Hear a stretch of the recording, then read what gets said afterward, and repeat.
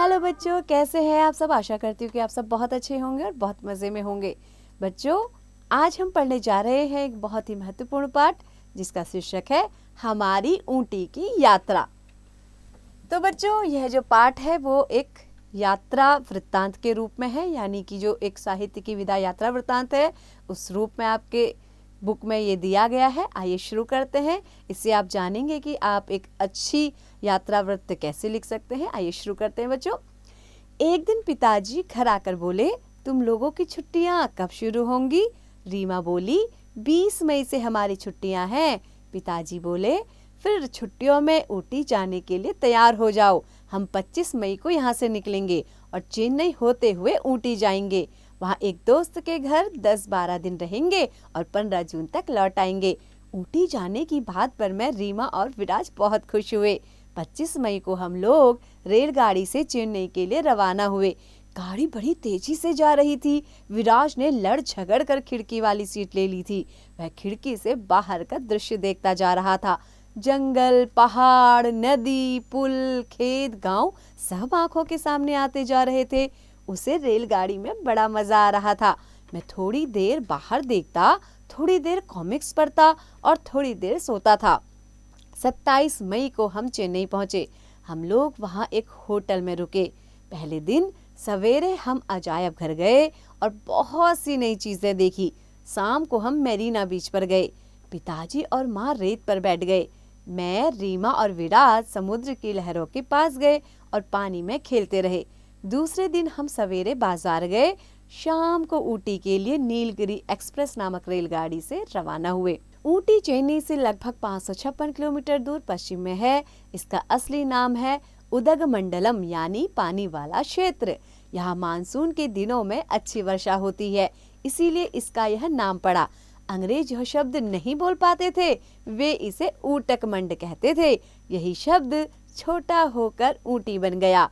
ऊटी शहर नीलगिरी के पहाड़ों में बसा है। यह शहर पहाड़ पर बहुत ऊंचाई पर है, इसीलिए यह गर्मी के मौसम में भी ठंडा रहता है। हम सवेरे 7:15 बजे मेट्टुपालयम पहुंचे। पिताजी ने हम सबको नीचे उतारा। विराज ने पूछा, यह तो ऊटी नहीं है, हम यहाँ क्यों उतर गए।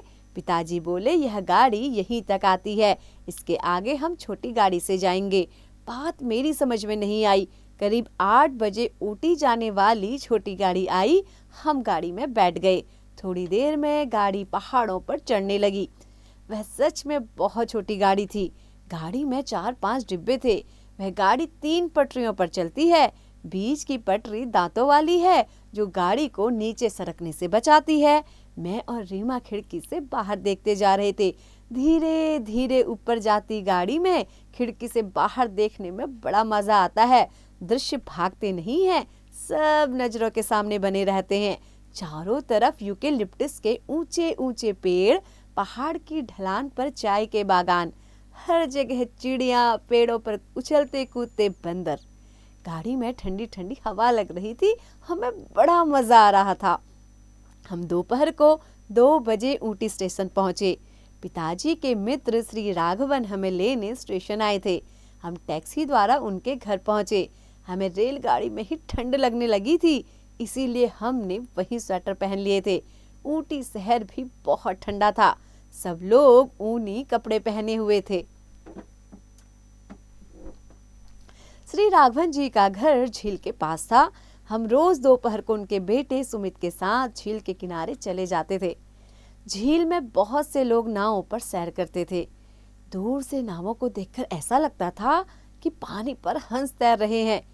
मेरी भी इच्छा थी कि रोज नाव में बैठकर सैर करूं, लेकिन पिताजी कहते हैं कि हम बड़ों के साथ या बड़ों की निगरानी में ही नाव में बैठ सकते हैं।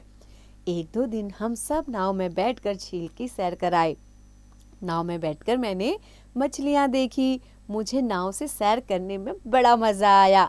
ऊटी में हर जगह हरियाली दिखाई देती है। बागों में रंग बिरंगे फूल दिखाई देते हैं। हर साल ऊटी में गुलाबों की प्रदर्शनी लगती है। संयोगवश उस समय भी वहां प्रदर्शनी लगी हुई थी। हम लोग प्रदर्शनी देखने गए। प्रदर्शनी में छोटे बड़े रंग बिरंगे गुलाब सजे हुए थे। हमारे शहर में इतने सारे गुलाब कहीं भी नहीं दिखाई देते हैं। वहाँ के बॉटेनिकल गार्डन में सैकड़ों प्रकार के पेड़ पौधे हैं। वहाँ हमने एक ऐसा पेड़ देखा जो पत्थर बन गया था। पिताजी ने बताया कि वह 2 करोड़ साल पुराना पेड़ है। अब पत्थरा गया है यानी कि पत्थर की तरह निर्जीव सा हो गया है। एक दिन हम ऊटी से 10 किलोमीटर दूर एक ऊंची चोटी पर गए। उसका नाम है डोडा बेटा यानी कि ऊंचा पहाड़। पिताजी ने कहा वह 8650 फुट ऊंचा है। वहां हमें बहुत सर्दी लग रही थी। थोड़ी देर हम वहां खड़े रहे। अचानक बहुत सारे लोग चिल्लाए, मंजू मंजू। मुझे लगा कि मंजू नाम की लड़की शायद फिसल गई है। मैंने मुड़कर देखा तो हमारी तरफ एक बड़ा बादल आ रहा था। मुझे विश्वास ही नहीं हुआ। थोड़ी देर में हम बादल के बीच में थे। बादल को छूना कितना अच्छा लगता है। मुझे बड़ा आनंद आ रहा था कि मैं बादल को पकड़ रहा हूँ।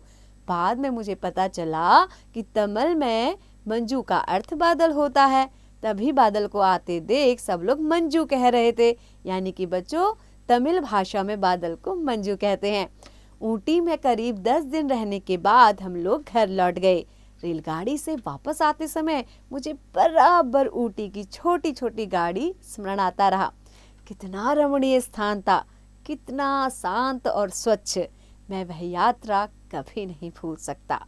तो बच्चों, आपने देखी कहाँ की यात्रा? ऊटी की यात्रा। आशा करती हूँ कि आपको ये पाठ बहुत अच्छा लगा होगा और आपने भी शब्दों के माध्यम से ऊटी की यात्रा कर ली होगी।